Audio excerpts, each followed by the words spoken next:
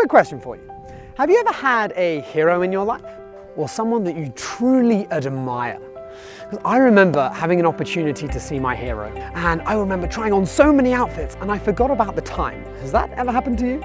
I jump into my car and I've driven so fast. And have you ever seen someone who clearly has got no idea what they're doing? A red light, orange light, green light, it makes no difference. They just go straight. You know those crazy drivers? That was me. And I remember finally arriving in London and I forgot about parking. And then I see the space right there. But as I do that, I see this big Land Rover coming towards this tiny white Ford. And I'm thinking what to do.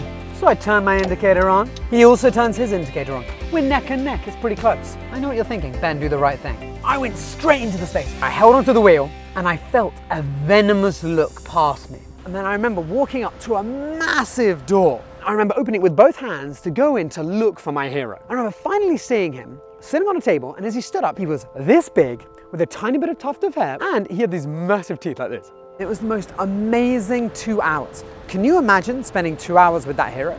But then the very next day, something strange happened. The very next day, my hero committed suicide.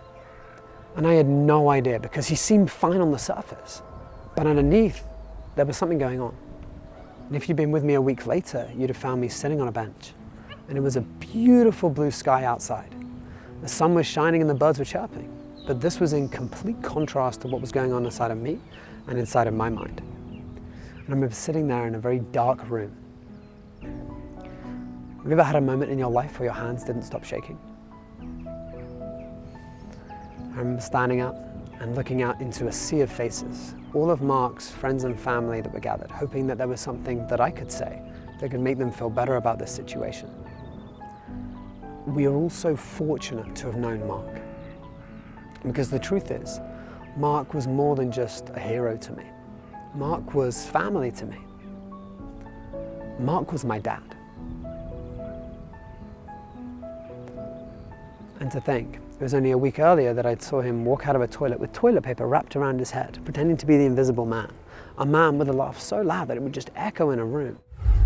But this took me on a journey of self-discovery where I quit my business in Silicon Valley and I started to search about what is it that truly matters to people in life? Why is it that we do what we do? And throughout that journey, I've been able to gain skills and to be able to gain the ability to understand how to shift people very quickly so they can live a really fulfilled life. So they're not feeling lost. So you're not feeling overwhelmed and you're not feeling that you have these things missing in your life, but instead, you move your life forward where you've designed a life which you really enjoy. And now I have the opportunity to work with these people so that I can shift them in the quickest and most sustainable way possible to a life where they are truly fulfilled and have products to help you move from wherever you are right now to the extraordinary life that you deserve in the quickest time possible. And I hope that there's an opportunity that we get to connect either virtually or in person, and I get to inspire you to live an extraordinary life too.